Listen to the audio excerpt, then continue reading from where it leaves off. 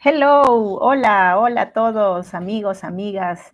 Buenos días, good morning.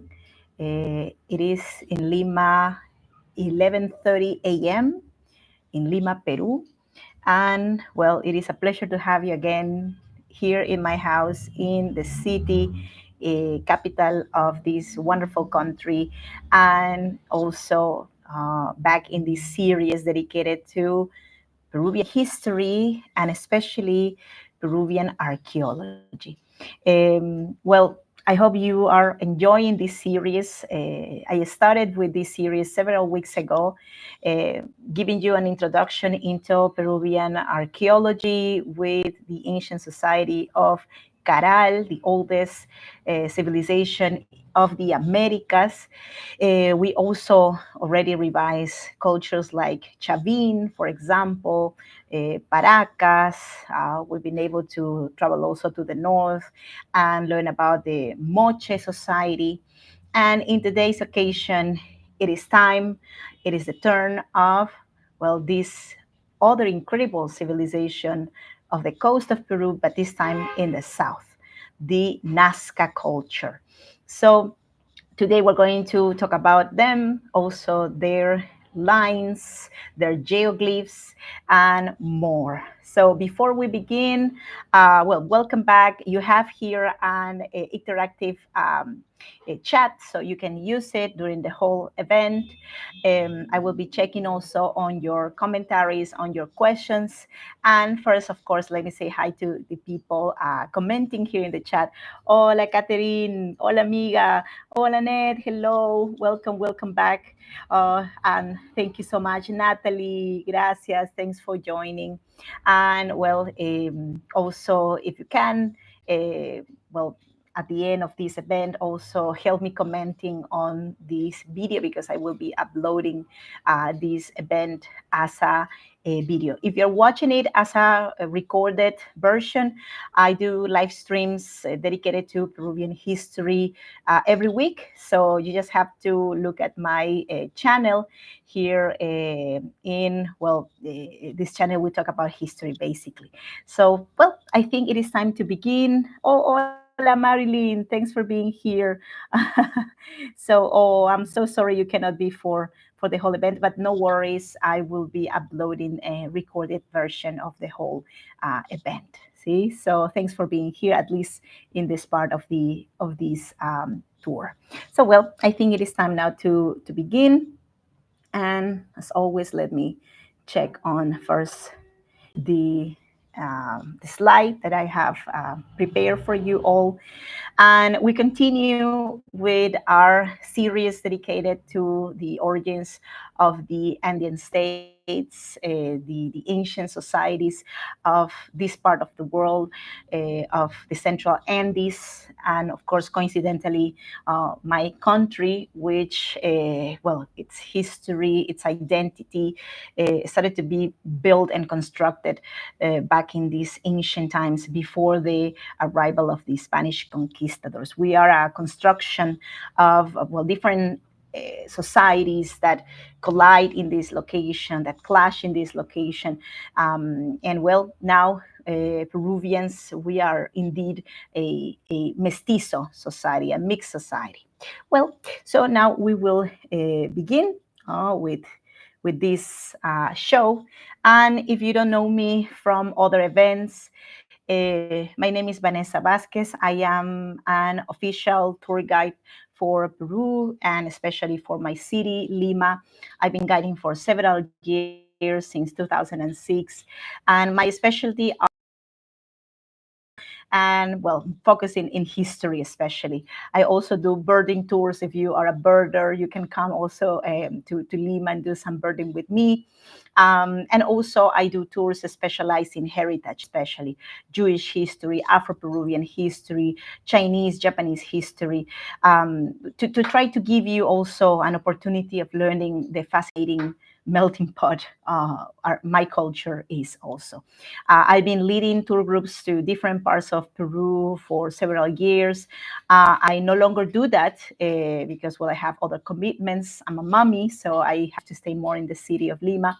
But, well, that time in my life gave me the opportunity of having a better understanding of the people of Peru and the differences, of course, within the country, but also the elements that makes us all, well, part of one same nation. No? Since 2020, I started to do virtual tours, webinars, and history lectures. So many of them are already posted here on my YouTube channel. So you can also watch them at any time you wish. Also, the full series of this archaeological Peru is going to be at the end all here in YouTube. You can also watch recordings of the other ones at any time you wish. Well, so today we will talk about Nazca, the people of the desert. Nazca is probably one of the most fascinating societies we have in Peru, one of the best known societies. Really, honestly, few people know about, for example, Chavin or Caral. But, well, in the case of Nazca, they don't need much introduction because when you think about this society, well, the first thing that comes to your mind probably would be these gigantic drawings in the desert. Well, I will give you first an introduction to these people, and later we will be talking about these geoglyphs. So, well, this society, Nazca, appear in a period of the evolution of the societies of the central Andes of Peru, in which, well, societies were already quite advanced technologically, also in the way of the social structures as well. But also there are societies that were more advanced, for example, in the architecture. There were other societies that were more advanced in terms of, for example, the agriculture. So not all these societies were similar. No? It's pretty much what happened in Europe, for example. No, so here in this period of the history when Nazca appeared, well, some specialists call this epoch the regional developments. Coincidentally, also, other society very important existed in the north coast of Peru, the Moche society. So Moches in the north coast, Nazcas in the south coast, Tiahuanacu in the high plateau. These were societies that existed at the same time, pretty much, and they had also their own traditions, their own religions as well, and they were also very, very advanced. So, well, Nazca is a society that appeared at the beginnings of the, let's say, Christian era, Commons era, and decay came to an end around the year 700 of our era. So this society emerged in the south coast of Peru. So I would like to give you first an idea of the territory of Peru. This is the political map of my country. Peru is divided in 24 departments. My city, for example, is in the department of Lima, which is located, most of, let's say, this territory really is in the Andes section, because the coast is very narrow. But my city is right next to the ocean. So you can see in the map there is a section called Lima in orange, next to where the ocean is, the Pacific. And there is a small highlighted section in red. That's my city, that's Lima. Okay, so Lima is in the coast. So most of the coast of Peru is very, very narrow. And there are zones in the so-called coast of Peru that are pretty much inexistent, because when we think in the coast, we think at least in a flat section between the ocean and the Andes. But there are moments in the geography of the coast of Peru when you don't see any flat section between the Andes and the ocean. You just see the Andes ending in the sea.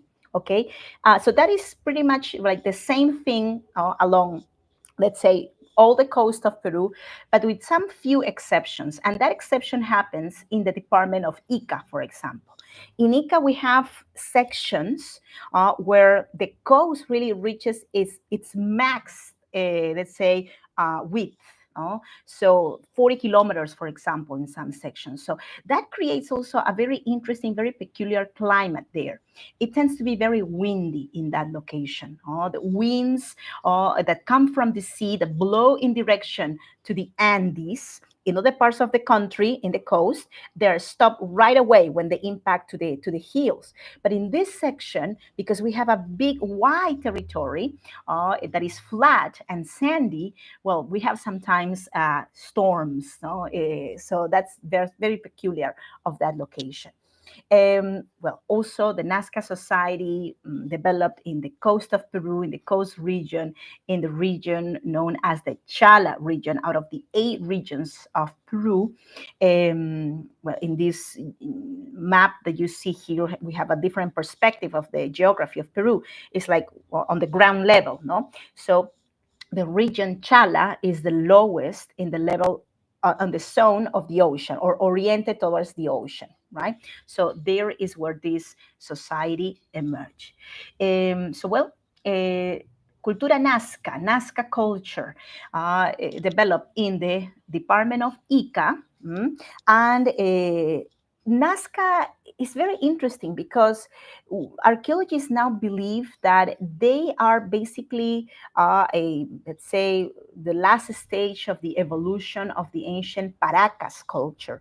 So we tend to divide societies and name them, for example, like differently to others, because we think like this is another group because, let's say, like they appear later in history, or because they have some like differences in the style, in the fashion of their potteries, in the way how their fabrics look like. But now archaeologists believe that these are just like fashions, and sometimes correspond to different periods of awakening of these societies, or elements that happened that impacted these societies, and they abandon certain ways and they embrace new ones. We actually see that, but more often nowadays, no? Like the fashion how used to be, I don't know, like 50 years ago, is completely different to the ones nowadays. And if people from outer space will come here and will study us, maybe just our remains, no? In a time, in an apocalyptic time. So they will notice that, for example, we would be, for example, worshippers of the plastic because everything is plastic. But 100 years ago, it was like plastic didn't exist almost, no? So this is pretty much a very simplest way to try to understand these societies, how we see them, but probably how in reality they were. They were just the same people, but with different processes and different stages of evolution. So the Nazca people are very, very famous because of their lines, their gigantic geoglyphs. So information about the existence of the Nazca people really like come more from the present times. But we know in ancient documents, like for example, this Crónica del Perú, or Chronicle from Peru, written by Pedro Cieza de León, a chronist from the colonial times, who published in this chronicle, in a section of the chronicle, an interesting account related with different drawings and lines in the desert in the south coast of Peru. So he mentions these sort of like, he believes there are trails in the desert, crisscrossing the desert. So probably he saw the lines. Basically, well, most of the lines that exist there are just geometrical lines, or lines, straight lines, or sometimes circles, or trapezoids. But from the ground level, you don't see much. You just think they are trails. So he described those trails, those designs, in this account from the year 1553. But well, the Incas didn't really mention to the Spanish, to the conquistadors and their chronists back in that time about the ancient societies with accuracy, with precision, because well, they didn't really need it to keep accounts of the ancient societies.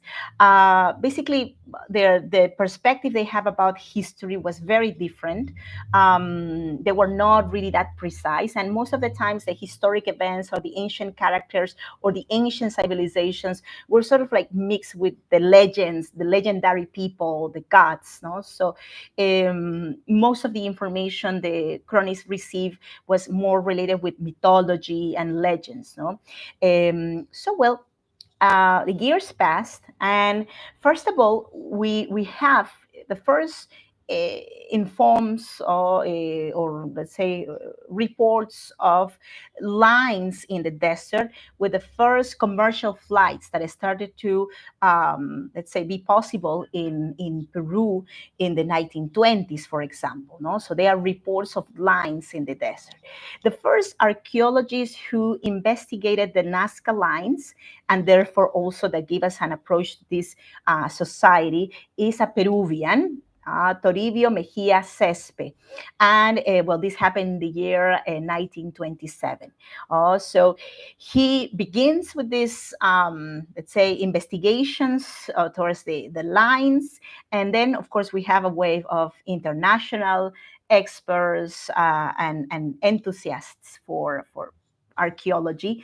We have an American, for example, Paul Kosok. In the 1930s, he came several times to see the lines, and he believed this was a big, sort of like a calendar that was used by this ancient civilization that, well, was not really discovered in its full yet.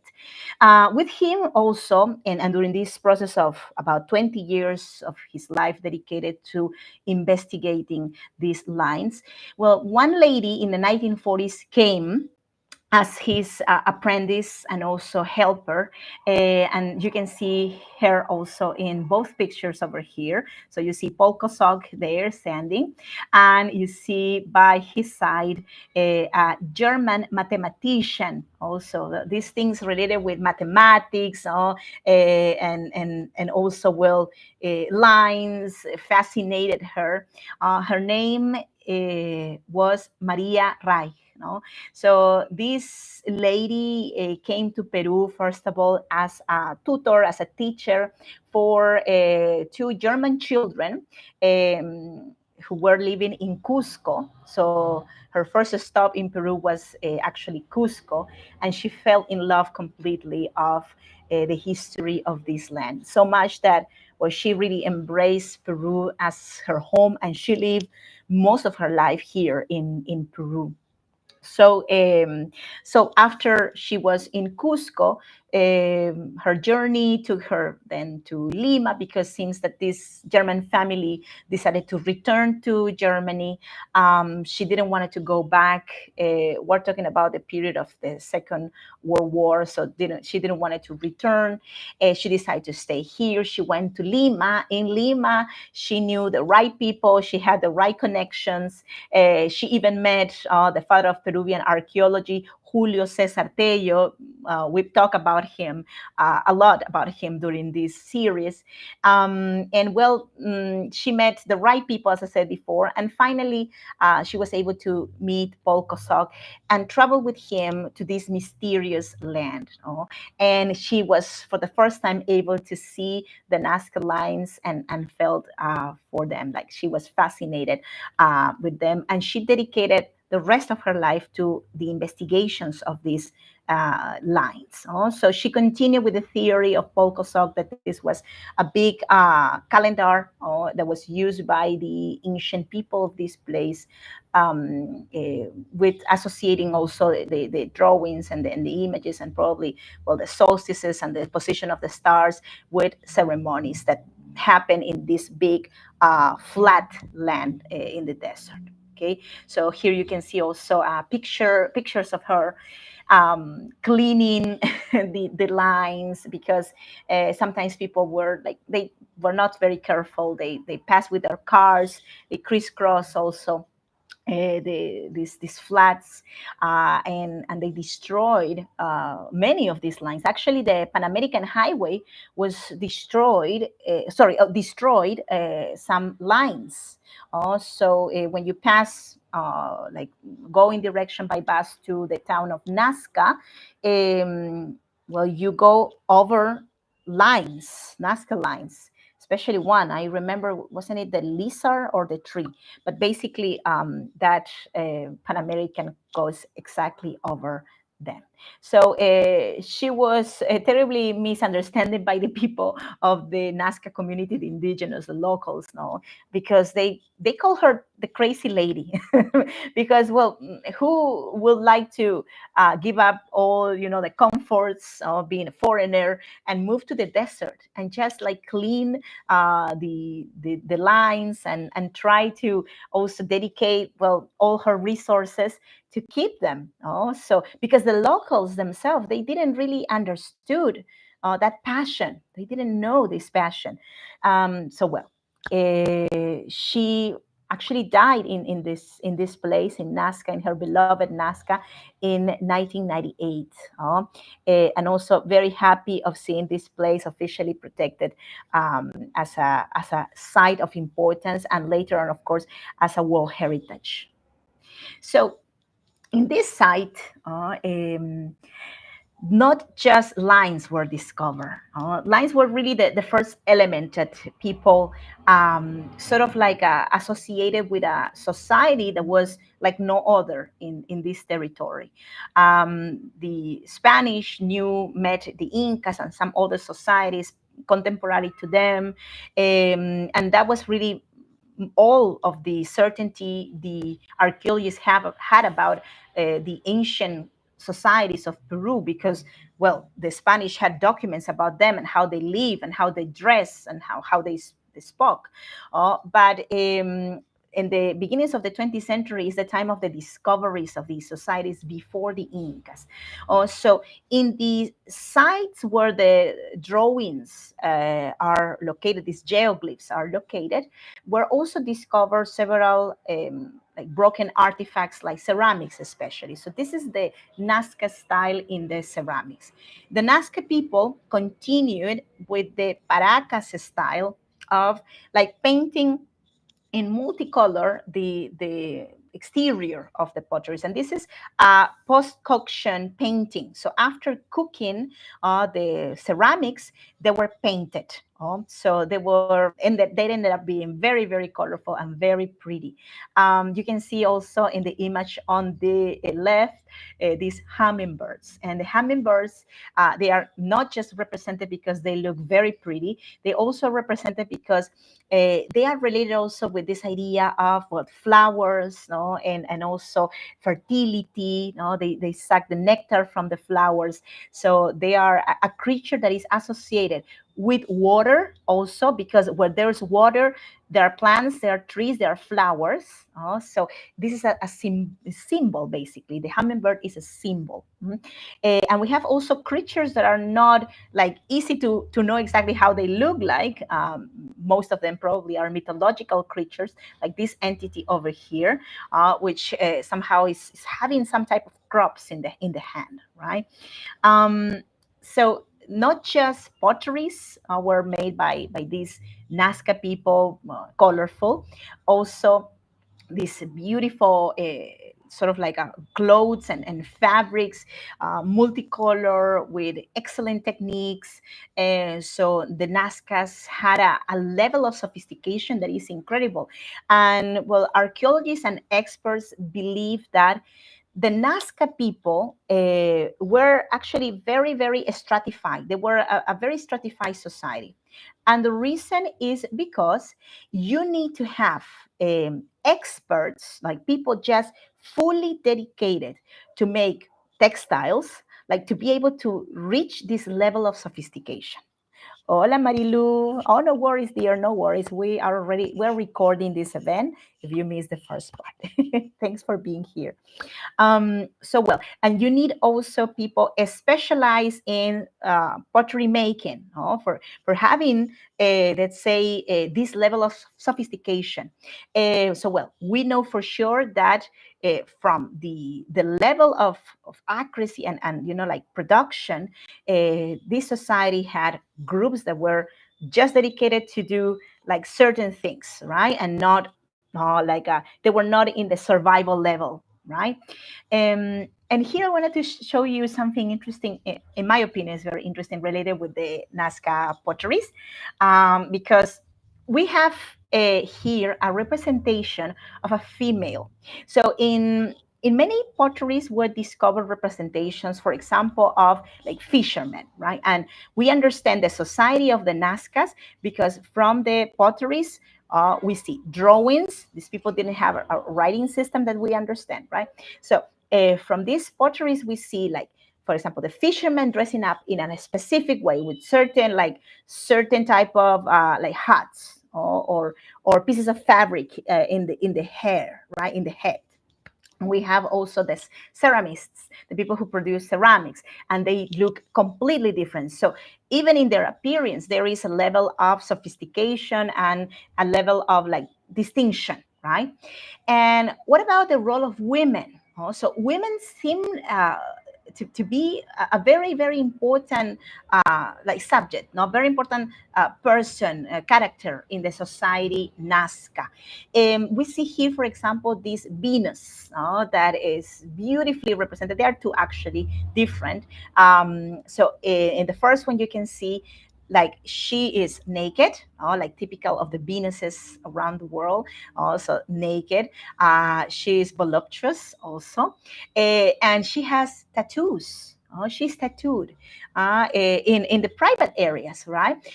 Also, in this other representation, you can see also a beautiful tattoo in her back. So very seductive, also very beautiful, and such a detail in the tattoos. So the Nazcas also practice tattooing, and Simi was also a way to make people look more beautiful, but also was associated with certain status.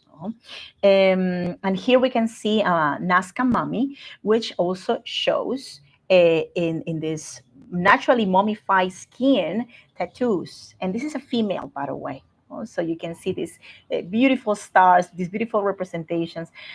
If I was able to do a tattoo, I would definitely do something like a pre-Hispanic motif. For example, spiders were related with the underworld, the world of the female, the world of the foretelling. For example, that would be one. Or snakes also. Snakes are related with the underworld, the world of the dead, for example. That's related or associated also with the this idea of the division of the world in three parts, which is very ancient, as you already know if you've been in my previous events. Well, so there you go, this mummy, and sadly also many of the Nazca mummies, which are many of them in very good conditions because of the desert and the dryness in that section nowadays. They are preserved naturally, but sadly the looters, the huaqueros, the looters, they tended to destroy most of the mummies. It happens still, but not with the level it used to be in the 1930s, 40s, 50s, when there was not much protection.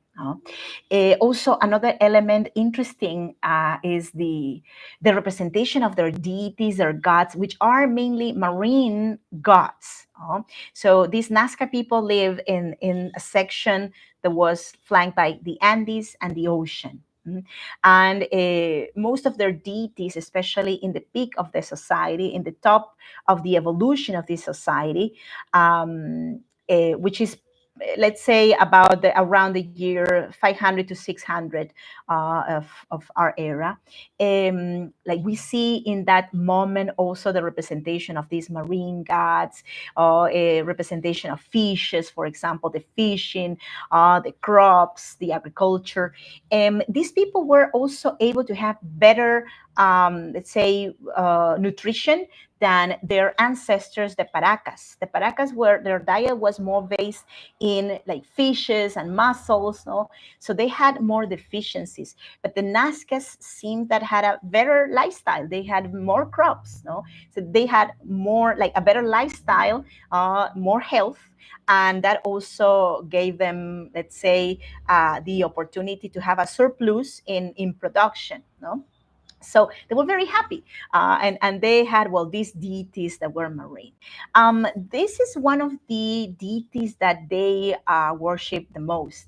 So do you know what it is? Like, who can tell me what this creature is? You already know it's a sea creature. So please comment here on the chat. Well, I will be also describing some other elements. In a moment, I will read if you have any guesses.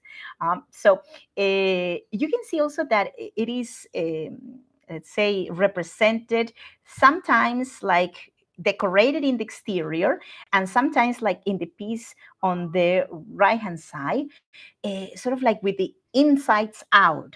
So it's as if we were able to see with an X-rays what's happening inside this animal. And we see heads in the case of the second image, right? Do you see the heads? So they are human heads inside this creature. Later, we're going to talk about these heads and why they are there, okay? So let's see if there is any guessing. Looks like a crocodile or alligator. Gracias, Marilu. Oh, no worries, Annette, no worries. Not a seahorse, definitely not a seahorse. Okay, so I think the mystery has to be solved now. So it's an orca in Spanish, or killer whale. A killer whale. So we also have them here. So this is a big animal. It's a really, really big animal, and seems that these Nazca people were impressed with the size of this creature, and probably considered this god some type of like omen, the presence of this deity, some an omen, indicating, for example, the fertility of the sea. Okay, so Maria Rostorovsky, which is one of my favorite historians, she also is related with the Polish immigration to Peru. So I have a very special connection with the work of Maria Rostorovsky. She proposed something very interesting related with let's say the reason why these Nazca people made gigantic drawings in the desert. She proposed that these drawings were made by these people to sort of like please a deity, a god they worship, which is known as Gon. In the ancient documents written by the chronists. These are not made up names. The chronists also mention, especially during the process of sort of like extirpation of idolatries and trying to understand the idiosyncrasy of these indigenous people, they took notes on the deities and the gods and the stories and legends, especially. So in these in these chronicles, is mentioned a deity known as Kon that was a boneless creature that was able to fly through the skies, right? And from the air was able to see the people here. And he was in charge of bringing like fertility, bringing water into the rivers, and then also the rivers giving us water here in the coast. So Kon was a deity that generated fertility. So she proposed that it was Kon, the god Kon, the reason why these ancient people made drawings in the desert to be seen by the god in the sky.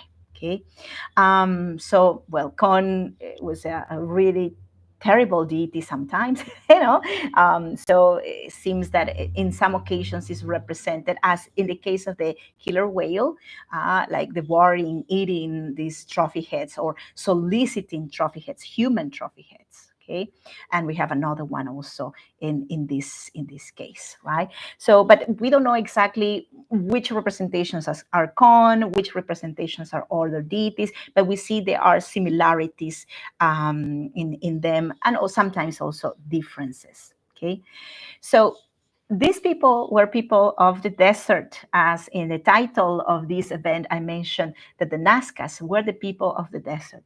But we are just humans. We cannot just live in the desert. No, we are not camels. These people were able to adapt to the desert. The adaptation process took thousands of years for us to our very, very I think sometimes difficult geography. No? Peru has one of the most difficult geographies in the world. Most people think of us as this wonderful Eden, no, where you can grow anything because we have about 4,000 types of potatoes, and that didn't happen from one morning to another. So this process of adaptation and being able to adapt, not just as humans into the territory, also the crops into different territories, and also observe with the passing of the times how the potato grows in this location, right? And if it grows better in a different location. So it took generations and generations. Well, but to grow anything, you need water. Mhm. So in the desert, in the Peruvian coast, in the desert of the Peruvian coast, we have water, but we have water underground. The phreatic table actually is called. So we don't have just water along the rivers, we also have water underground. Mhm. So these ancient Nazca people were able to adapt to the desert because they were also very smart.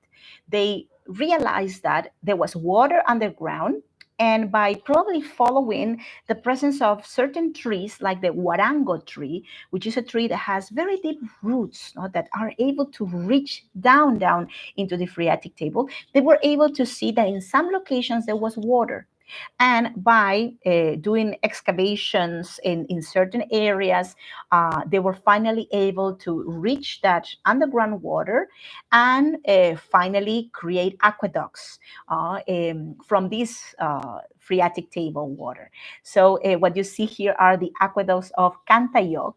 In this moment, we have about 35 of these aqueducts existing still in this territory of the country. And well, we also are trying to keep them as much as we can, even though now, well, the climate is changing. So I think I have a question. I feel like we saw the boneless flying god in the north. Yes, exactly, Ned. Very, very good.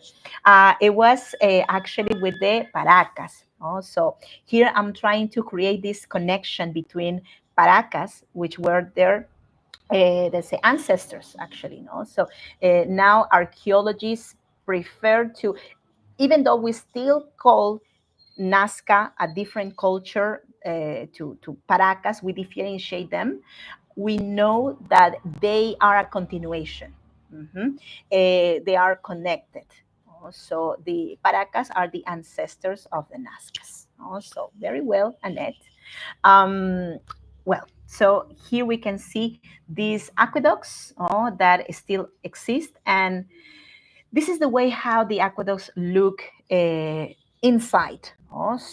These Nazca people, they were able to see and to understand that there was water underground, and to be able also to channel it underground and to avoid also that this water will be contaminated. They created walls and let's say of a stone, and in that way also the water will continue clean, will continue also sort of like passing underground. So these aqueducts are still existing nowadays, and they are very, very ancient. The first ones, by the way, date back to the beginnings of Christian era. So sometimes when we have mudslides or we have El Nino phenomenon, the water also gets dirty, and even inside these locations, in these aqueducts, the water gets dirty. So the Nazcas were constantly cleaning these aqueducts, trying to keep the water also fresh. This is a very, very cold water, by the way. If you go inside, the water is freezing cold. So they were able to use this water for the community all the time and for the agricultural purposes as well. So, and the Nazca people, they had their own, of course, deities, and they had their religious centers. And the most important religious center that we still know of its existence, thanks to the say the architecture that is left in that location, is known as Kawachi. So this archaeological site for a long time was described as the capital of the Nazcas. But now, specialists, archaeologists believe it was not the capital. So when we think in the capital, we think in an urban center. No, we think in like houses in this location, a market in this other location, maybe the temples over there. But now the latest investigations say that this was not a capital, because it was just used for ritual purposes. This is a huge citadel. We're talking about, let's say, 25 square kilometers. So it's very, very big. And not all of it is investigated yet, because there are several zones that are covered with sand. There are zones that were lost to the agricultural fields of the nearby community, to the river also, that destroy also naturally a part of this section. But it was a ritual center that was only used in some occasions. It was not permanently used. And well, we see again this coincidence of seeing constructions that look like pyramids. The temples of the Nazca people had like a, let's say, a ground level that was square or sometimes rectangular. Also, but a square is very common. And they build from that square bottom level to the top, and of course making it narrower as the next level was added. Okay, so well, pyramids. And this site also give us an idea of the evolution of the Nazca society. Archaeologists are wonderful doing this job, no? The meticulous job of work of, like with a broom, like checking on the levels, and dedicating for years in a little hole to read, let's say, what the architecture has left for us. So, for example, they believe that this site, Kawachi, this religious center, had 5 stages. Okay, 5 stages, and the most important one, the one of the splendor, is the third stage. So that third stage shows a moment of splendor, a moment of surplus of production, a moment when, let's say, there was a lot of fish and a lot of crops, and that they know because in the, let's say, in this presence left by the pilgrims that came to this place, to Kawachi, there is abundance in crops. So there's lots. No, when you have lots, you live there. Lots, right? For Catholic people, is when you have lots of money, you give your donation to the church abundantly. But when there's not much money, you give very little, right? So it's basically the same idea. And seems that there is a point in the history of Kawachi in which there is a natural disaster. So the stage 4 is sort of like described as a moment in which there is a big mudslide. It's probably related with a climatic change, probably El Nino phenomena, that gets into a river, the mudslide, and the river also takes part of the site.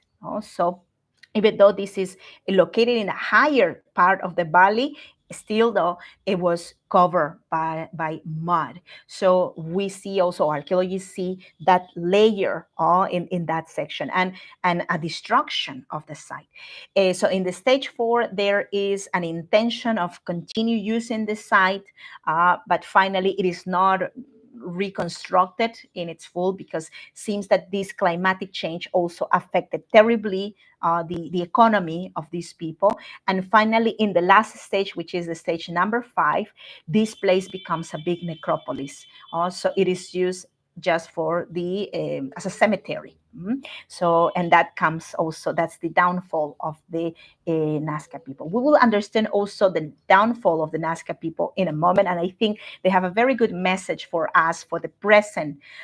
Their story can also give us an idea how things can happen if we don't take care of the environment around us. Okay, so the person who has studied recently the site Kawachi, this main religious center of the Nazcas, is Giuseppe Orefici, which, by the way, for today's event, I'm using his book, okay, Nazca.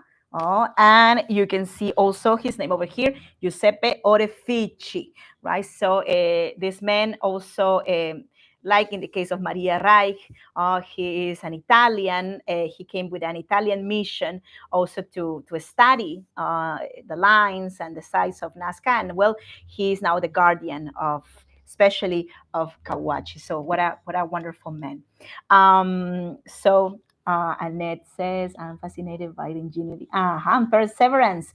Exactly. These early civilizations were not like thinking in the immediatism, no, as we do. We want everything right now, no? Like these ancient societies, and not just the ones of the Indian world, also the ones of around the world, no? They knew that the construction of a pyramid could take like several generations, no? And they did, or they became part of this with this, say, communal idea of doing something for the gods and for the well-being of the future generations. So they did it because of their faith.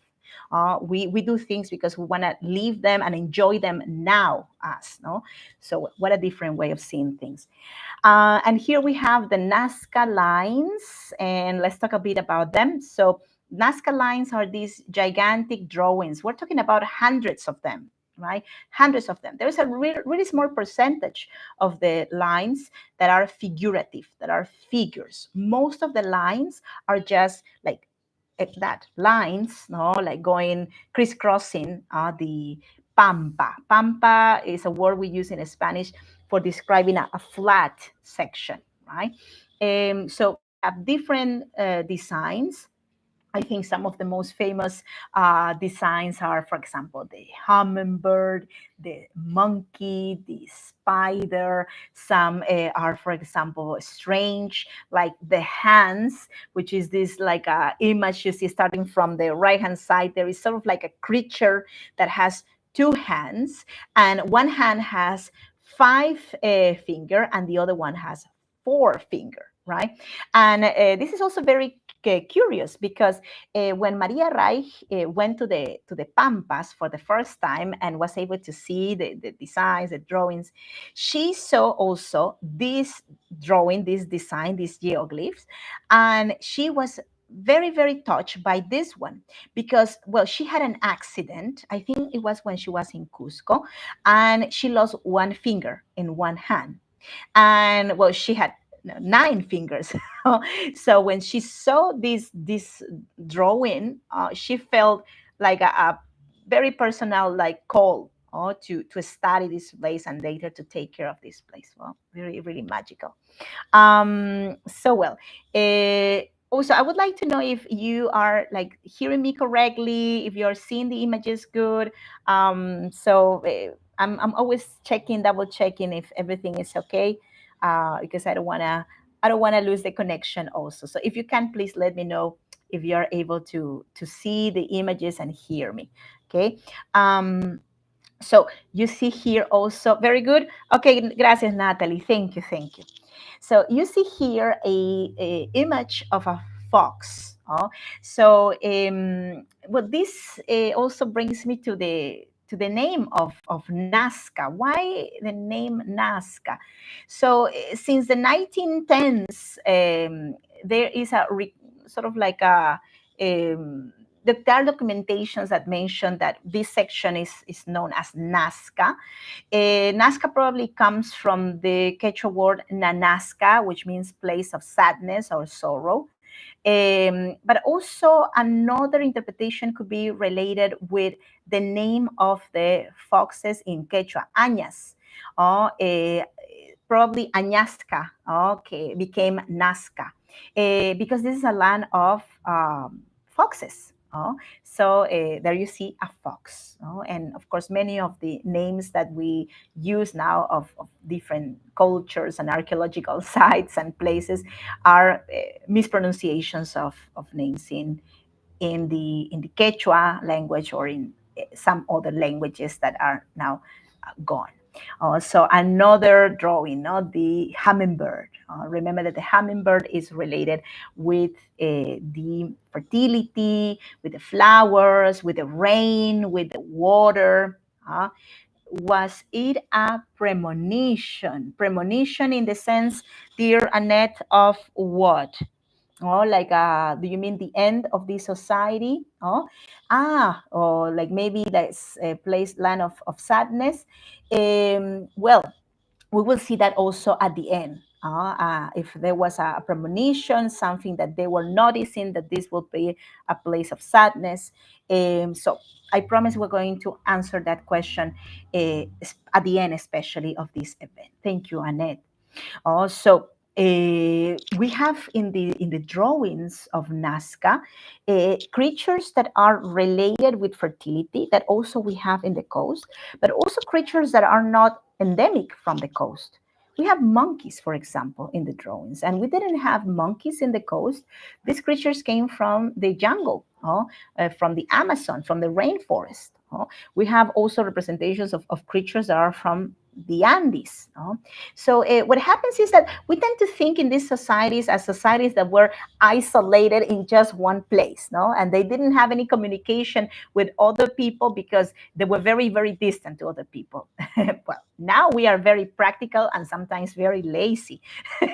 But back in that time, they were not lazy at all. They walk, they move, they knew they depended on people from distant locations because, well, if you want to have a very well supplied diet, you will not be just eating like fish and mussels. No, you need maybe potatoes from the Andes, or you need corn, right? So you will be needing always to trade. You will have to work also to be able to recollect enough fish for your own consumption, but also for using it to trade with other products.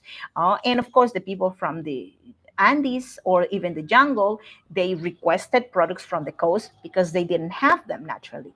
Also, there was a constant, let's say, trading between these groups with other people from other locations. It makes more sense thinking that they were trading with people from the Andes and the rainforest than with people from the coast because they all have the same. Now, why would you do that? So probably in this trading process, they were able to meet different animals, different creatures, and that's why they also represented them. Well, the geoglyphs of Nazca became World Heritage, UNESCO's World Heritage in 1994. And also, it's wonderful to know that Maria Reich was able to see this becoming a reality. Her beloved lines that she alone had to protect, take care, clean. So many times she was also mistreated. Even there were also life threats against her because, even though it's a desert, people wanted to take over that land. Nobody did something bad to her, but she was no longer fighting for these lines alone. And it was thanks to many of her countless publications she did, and she sent it especially in German and English to different specialized institutions around the world, that people started to notice the lines.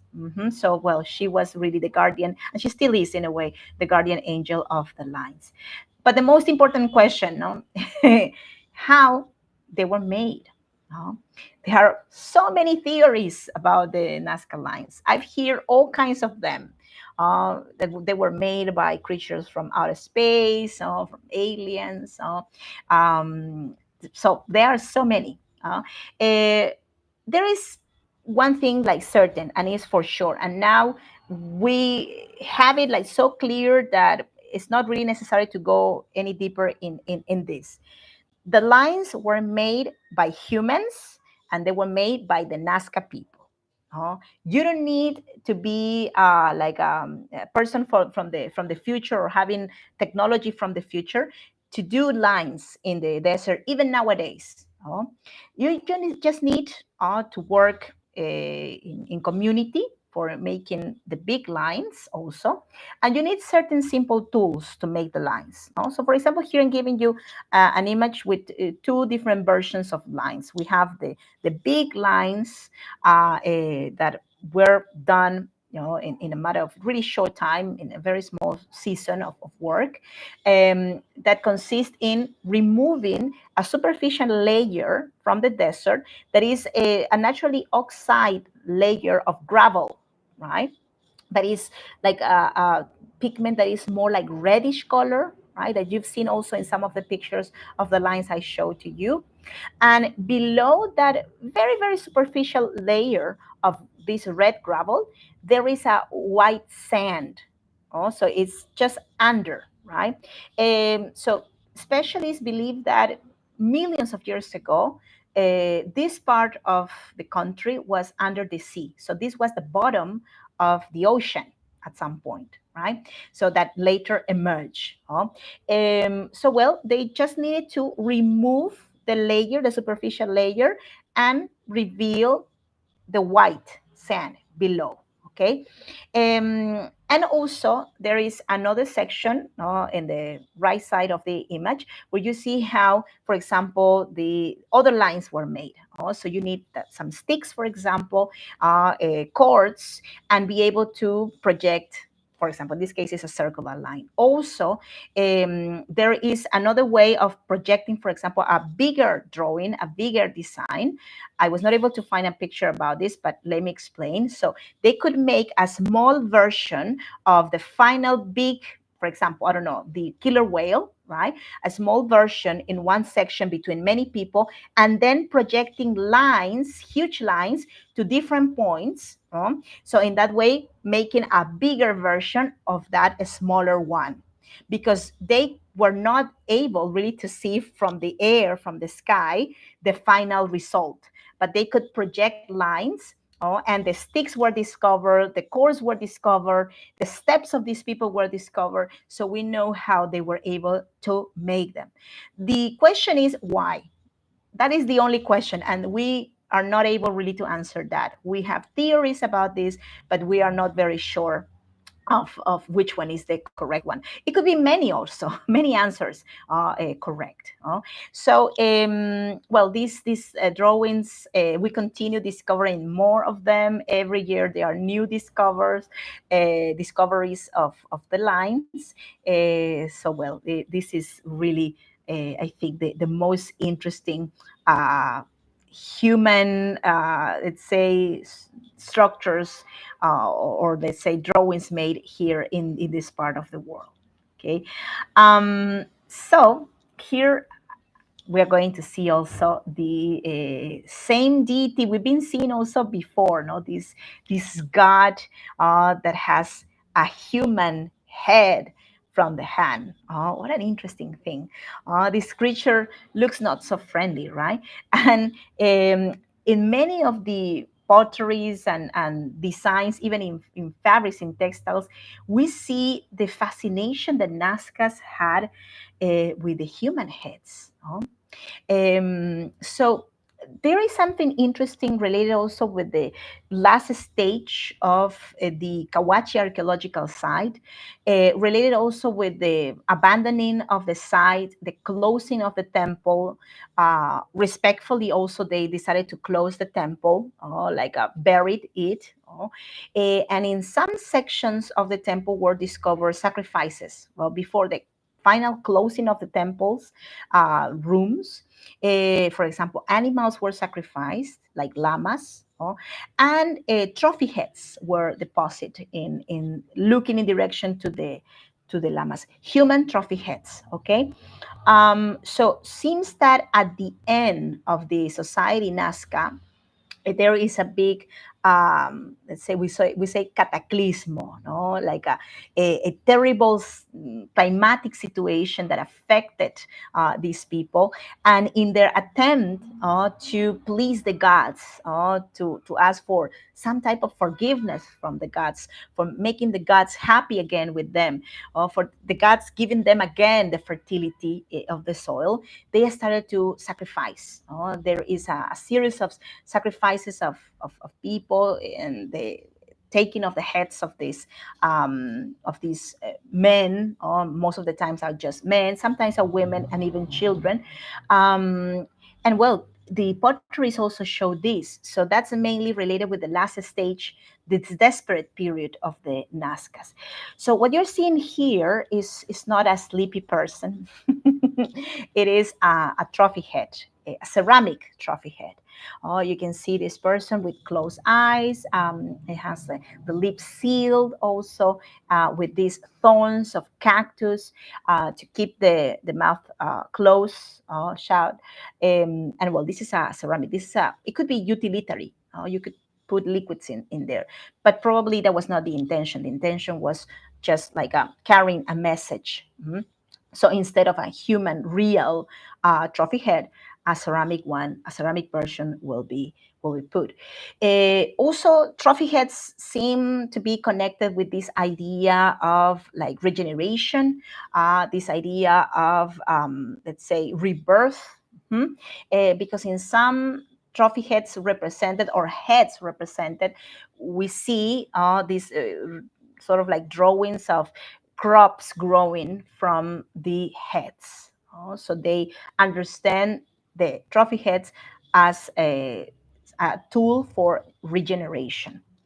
So we can continue seeing these trophy heads here, always eyes closed, and in most of the cases, the mouth is sealed with thorns of cactus. And again, this killer whale that is holding in the hand a trophy head. So, what about the warriors for the Nazca people? Were there warriors fighting for, like, well, this, let's say, for taking the head of the enemy?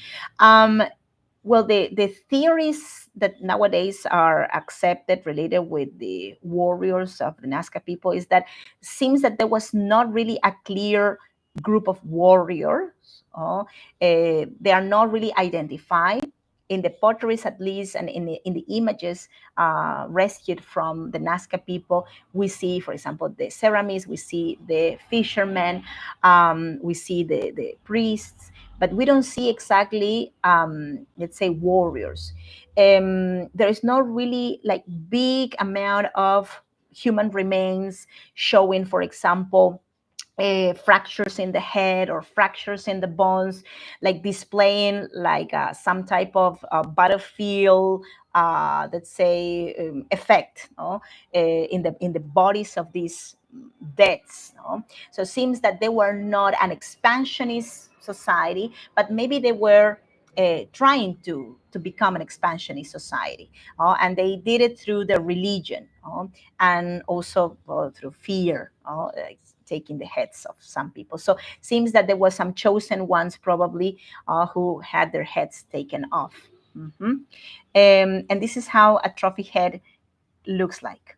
So there are some museums in Peru that show trophy heads like for real people's heads, and the way how these heads were treated is really fascinating because first of all, these were people who were like their heads were chopped off like separated from the rest of the body and were immediately after treated.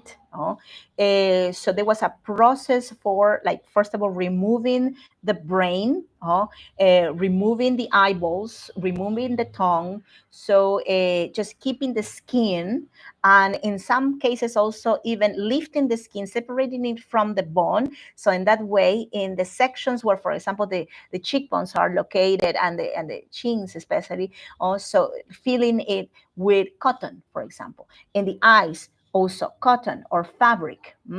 And there was a hole made in the center of the forehead, from where a cord will be pulled out, and also in this way the head will become a portable element, so it could be carried. You can see another two examples of these trophy heads. So keep in mind that the bone is in there, so they are not shrinked heads. They are like real size human heads, which were also processed in a way that probably were dehydrated a little bit, probably with some type of heat. The hair was kept, the lashes, the eyebrows, everything was kept.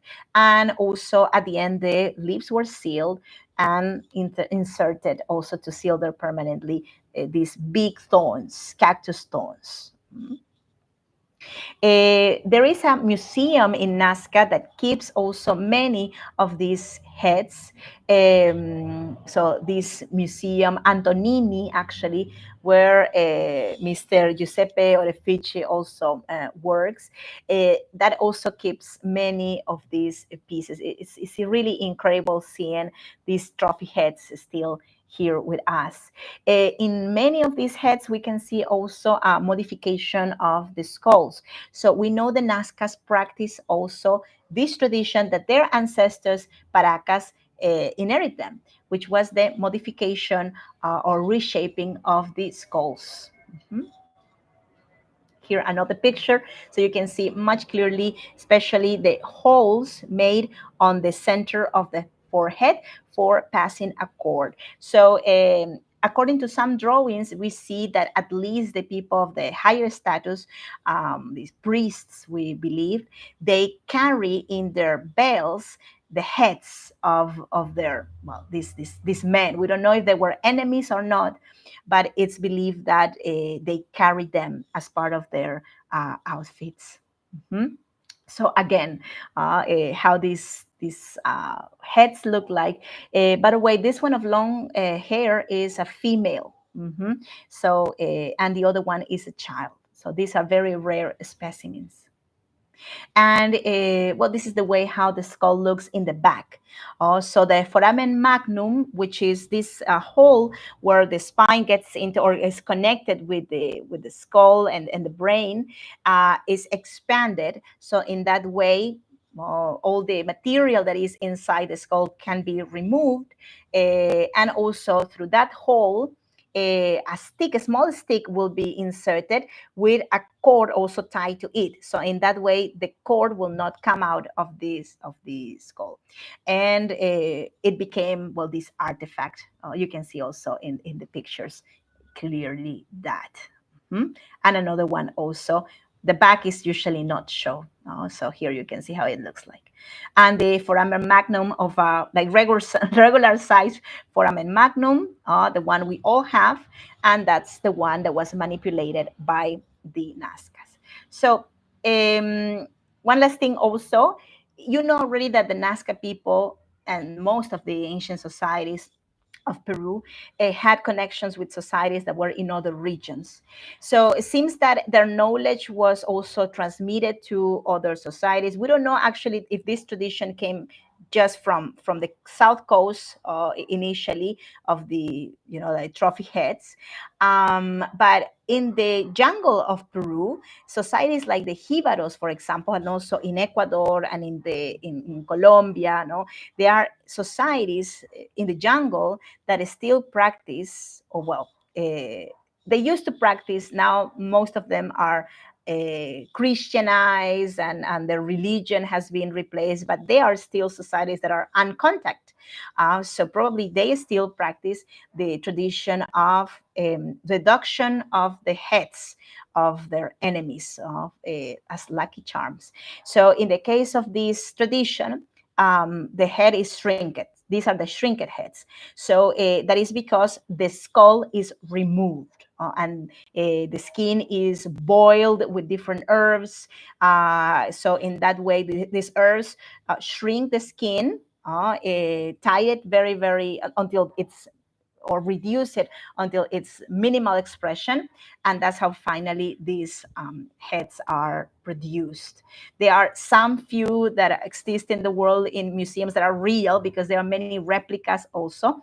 And even some of them belong to missionaries or conquistadors, so who got lost in the jungle, and finally these trophy heads were discovered, and from the color of the hair, the let's say, if there is some type of beard, for example, it's known that they were people from, from Europe. They were not indigenous, right?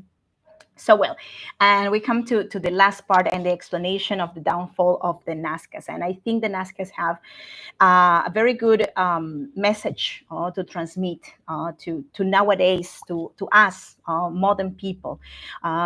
We live turning our back to the nature, to the environment. We just want to achieve more and more.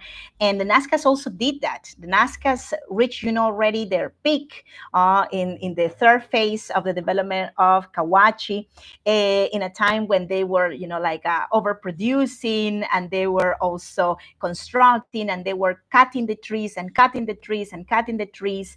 And they got into a point in which there was no way back.